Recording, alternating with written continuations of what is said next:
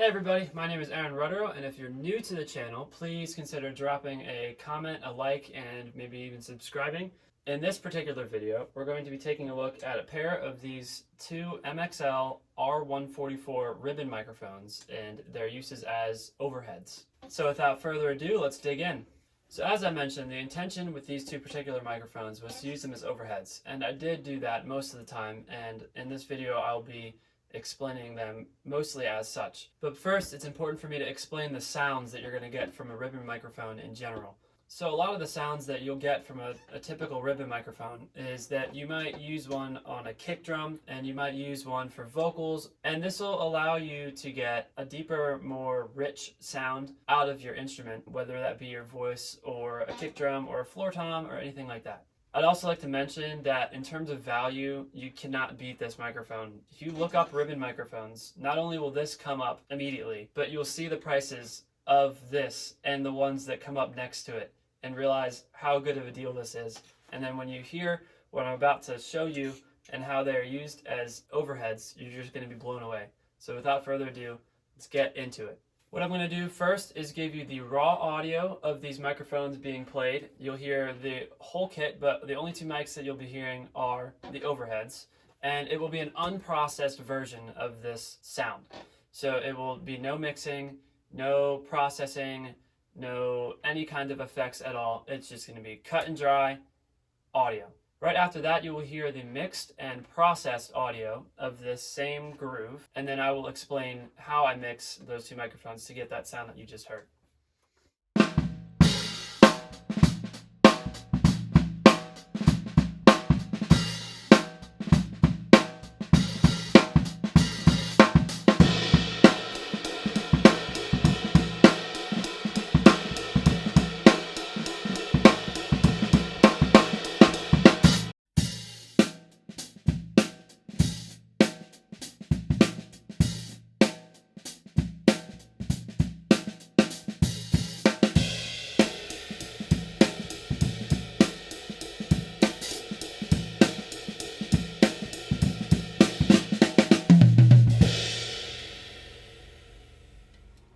Now that we've listened to the mics, allow me to explain a few things for you.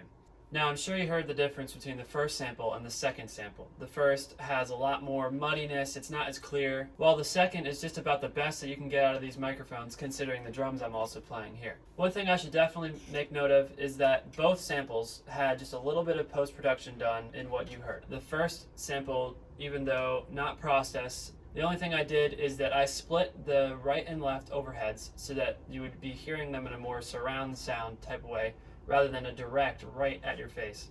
So this allows you to hear just more of a complete overall sound, and it does a number on the mixed audio as well. Going back to what I said in the beginning of the video, these ribbon microphones are more known for giving you a deeper, richer sound, more of like a crunch and dark. So the mid-range in these microphones isn't necessarily something you'd want, especially for an overhead application. Now, let me tell you what I did when I mixed the second sample, the processed version. I only use GarageBand because it's free.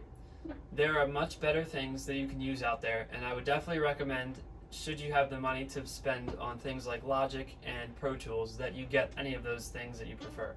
But GarageBand works for me, it does all the things I need to, and it's really easy mixing. So on GarageBand, there's faders that you can use, and you got low, you've got mid frequency, and you've got high, you got low cut, ambience, and reverb.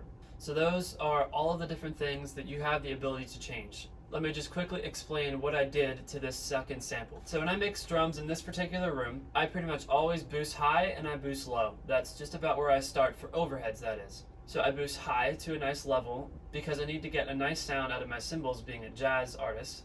And I boost low so I can get a punchier sound out of my floor tom and my kick. Like I said earlier, you can just cut the mids. I know that a lot of audio engineers out there would definitely advise against that, but something that I figured out that works for me and works for this setup and these mics in particular is that you can just cut the mids. The mid frequency is one of those weird ones where it kind of depends on your specific taste in sound. I usually don't do anything with the mid frequency. Sometimes I take it down just a tiny bit and sometimes I take it up just a tiny bit, but I never go in any drastic motion. The last three are the low cut, the ambience, and the reverb, to which I only use one of. I almost never touch the ambience or the low cut, and I will just put a tiny smidge of reverb on both tracks when I'm mixing the overhead left and overhead right.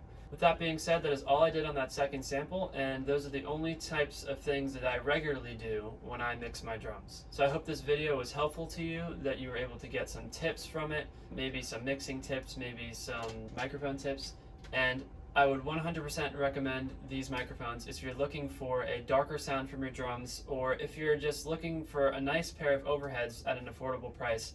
These are the go-to microphones for you. Thanks for watching.